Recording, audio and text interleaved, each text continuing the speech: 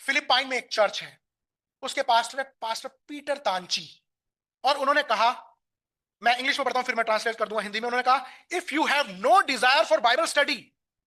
No desire to learn from the word of God, no desire for worship, no desire to put God first, no desire to make God happy, you have to examine yourself. वो इस बात को कहते हैं कि अगर तुम्हारे अंदर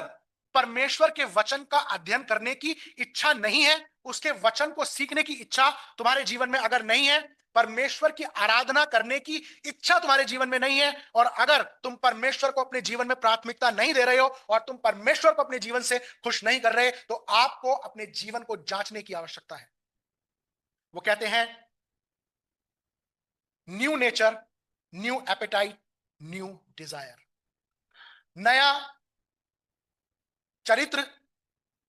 नई भूख और नई इच्छाएं उस व्यक्ति के जीवन में आती हैं। ये आप कितना परमेश्वर के वचन का अध्ययन कर रहे हैं, आप कितना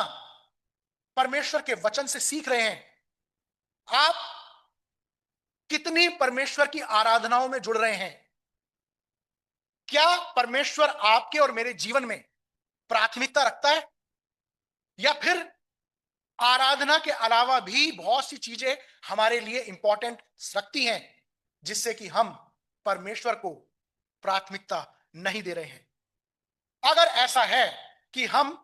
परमेश्वर को खुश ना करके मनुष्यों को खुश कर रहे हैं, तो हमें अपने आप को एग्जामिन करने की जरूरत है। हमें अपने आप को जांचने की जरूरत है कि क्या मैं प्रभु यीशु मसीह को जानता हूं या जानती हूं, क्या मेरा नया जन्म हो गया है या नहीं हुआ।